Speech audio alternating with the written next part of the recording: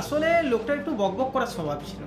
আমি কিছু শুনতাম কিছু শুনতাম না, কিন্তু এমন ভাব করতাম যেন খুব মন দিয়ে ওর গল্প শুনছি।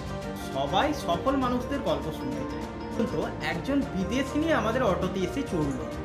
যেভাবে আমার সঙ্গে বাংলায় বকবক করে, ঠিক ততটাই ফ্লুয়েন্টলি ওই ভদ্রমহিলার সঙ্গে ইংরেজিতে কথা বলছিল। আপনি কতদূর পড়াশোনা করেছেন? এটা শুনে আমার তো মাথা ঘুরে গেল। দেখুন, কাজ কখনো ছোট হয় না, ছোট হয় আমাদের মানসিকতা, যেটা দিয়ে আমরা কাজের উঁচু নিচু বিচার করি। আজকে যে ঘটনাটা বলবো সেটা বেশ কয়েক বছর আগেকার ঘটনা। তখন আমি সদ্য কলকাতায় চাকরি পেয়েছি। বাড়ি থেকে ট্রেন আর অটোতে করে যাতায়াত করতাম। প্রথমে ট্রেনে চড়ে কলকাতা, তারপর সেখান থেকে অটোতে চড়ে অফিসে যেতাম। স্টেশন থেকে বলতে গেলে প্রতিদিন একটা অটোতেই যেতাম। ওই যে অটোওয়ালা, সে আমার জন্য অপেক্ষা করত।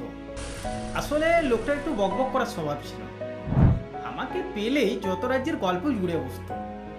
ওর জীবনের গল্পগুলো আমাকে শুনিয়ে সে যেন একটা অদ্ভুত শান্তি অনুভব করত।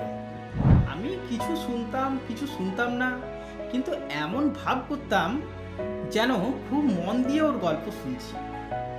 দেখুন, সবাই সফল মানুষদের গল্প শুনতে চায়।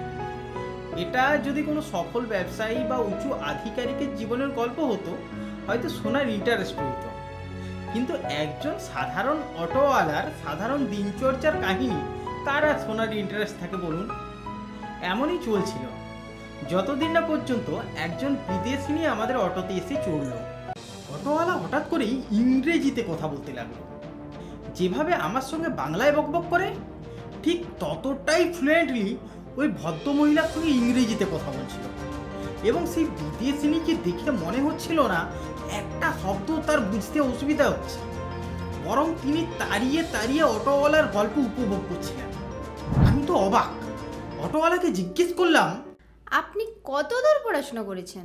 জানতে পারলাম তিনি ইংলিশ লিটারেচারের উপরে মাস্টার্স করেছেন, তারপর স্পোকেন ইংলিশের উপরে একটা ডিপ্লোমাও করেছেন। এটা শুনে আমার তো মাথা ঘুরে গেল। ভাবুন তো, একজন ইংরেজিতে এমএ করা মানুষ অটো চালাচ্ছে। জিজ্ঞেস করলাম, চাকরি বাকরি কিছু পাননি? এ রাজ্যে সরকারি চাকরির কি অবস্থা সে তো বলে কাজ নেই, তবে প্রাইভেটে চাকরি করতাম। জানতে পারলাম তিনি একটা কল সেন্টারে বিপিও চাকরি করতেন। বিদেশি কাস্টমারদের সঙ্গে রাত জেগে কথা বলার চাকরি। কিন্তু সেই চাকরি ছেড়ে দিয়ে নিজের টাকায় এই অটোটা কিনেছেন।